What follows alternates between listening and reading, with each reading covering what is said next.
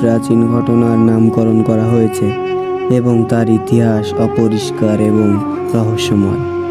সেই সময়ের সুখের স্মৃতি এখনও প্রতিবিস্মিত হয় এই গ্রামের সহিতে। একবারে সম্পূর্বের নাগরিকরা একসাথে পুরানো বাস্তু সম্পদ এবং পুরানো গল্পের সংগ্রহকে উজ্জ্বল করতে একটি পুরানো বসতবাড়ি মহারি প্রকাশ করতে। এই বসতবাড়ি বৃহত্তর হওয়ার সাথে সাথে রহস্যময় ঘটনার সন্ধানে সবার অগ্রাধিকার পায়।